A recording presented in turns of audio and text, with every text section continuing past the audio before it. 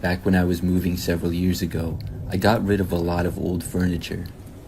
There were many things that I didn't need or want anymore from the house that I'd been living in. That house was just a rental, and I had finally bought a home. My rental house had 1 story and a basement, and there were 2 bedrooms and 2 bathrooms. When I was living in the rental, a lot of the furniture that I got was just cheap stuff. I would either get it for free or used, or just cheap at any old store. Some stuff I did keep, but a lot of it I just wanted to get rid of.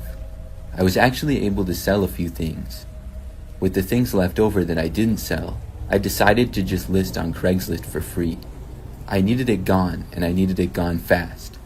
Most of the things were not all that nice. There was a dresser, a couple of old lamps, a table, and some chairs. After I made the listing, 2 or 3 days went by with really nothing. Then, finally, somebody contacted me saying that they would like the furniture. I was really happy that somebody was going to come and take it off my hands. I gave them my address and said they could come by to pick it up. I told the person they might need a truck or a larger vehicle for all of it, and the person responded saying that they did. We agreed for them to come the next day in the afternoon. I hadn't moved out of my house yet, but I had gotten rid of most of the things I didn't want anymore. I already had the furniture up against the wall in the living room near the front door. So the following day at around 3 p.m., I got a text from the person saying they were there. It was then that I realized I didn't even know this person's name or what they looked like. I went to the window and looked out. What I saw was this younger skinny man with long blonde hair getting out of a tiny old car. It was like a 2-door sedan from the 1990s, and I had a bad feeling. How on earth was this guy going to fit any of the stuff in his car?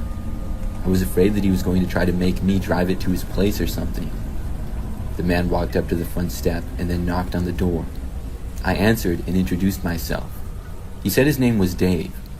He seemed a little bit strange right from the start. I didn't know exactly what it was though.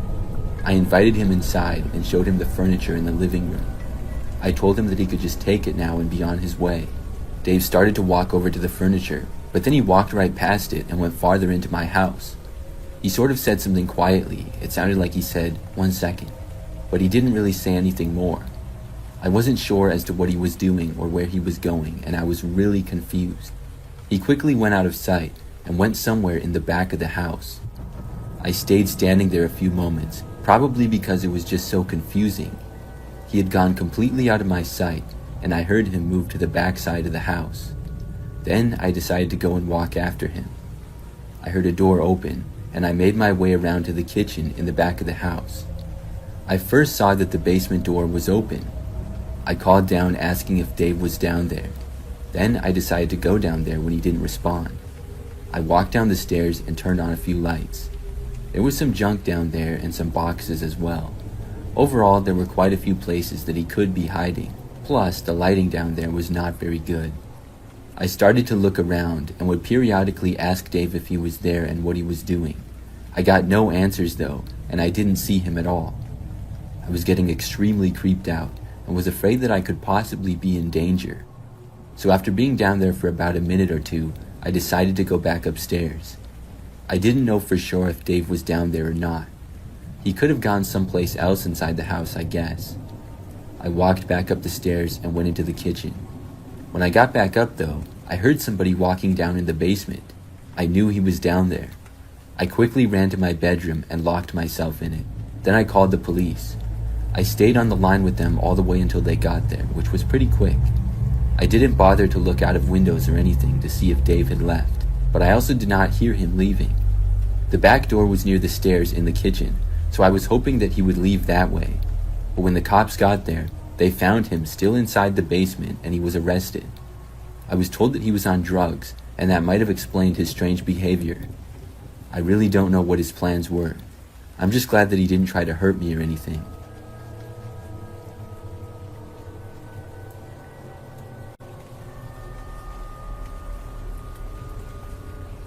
Something really strange happened a couple of months ago.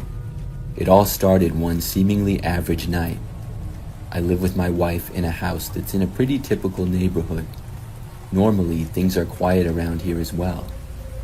So we went to bed and were sleeping, when suddenly I was awoken in the middle of the night. I heard a knocking on the front door to our house. I looked at the clock, and it was nearly 2 in the morning. Obviously, I was very confused. My wife woke up to the noises as well.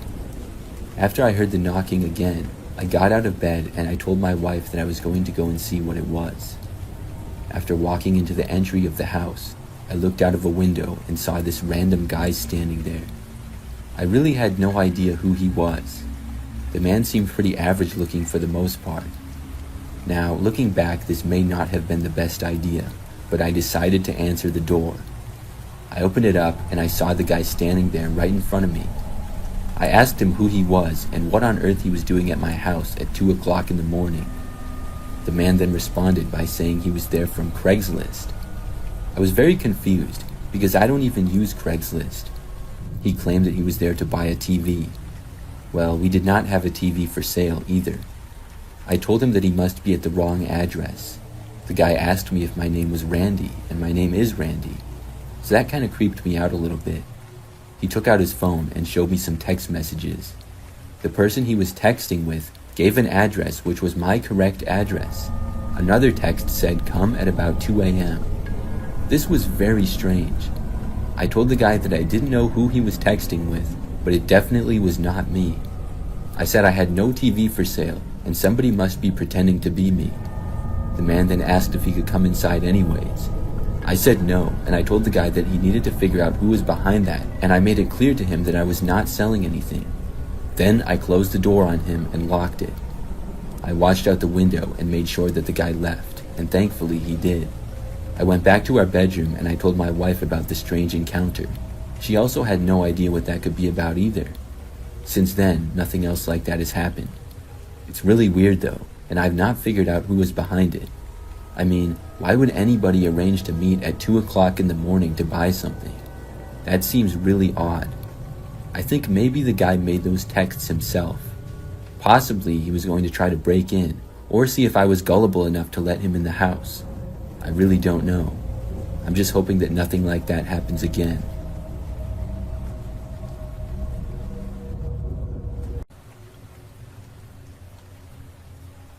A few weeks ago, I was selling an old couch on Craigslist. I was not expecting much. Really, I just wanted to get rid of it because it was old and taking up space. I already had a newer and much nicer one. I live by myself in a 2-bedroom house about 20 minutes from a major city. The couch had to go, but I first wanted to see if I could get any money for it before just giving it away. I had listed the couch on Craigslist for $75 or best offer. It sat there for over a week with no action, just one text asking about it, but it never materialized. Then I lowered the price to $50. For a few days there was still nothing.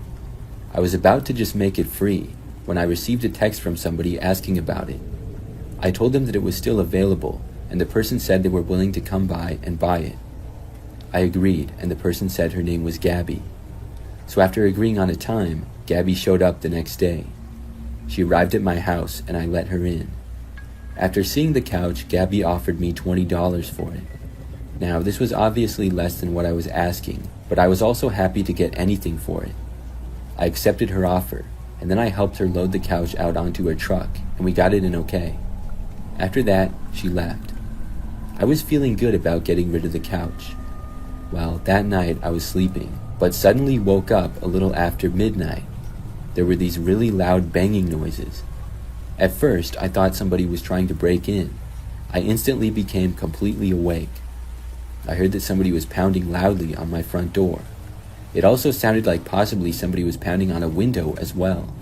There were seemingly multiple people there. Someone else may have been banging on another window too.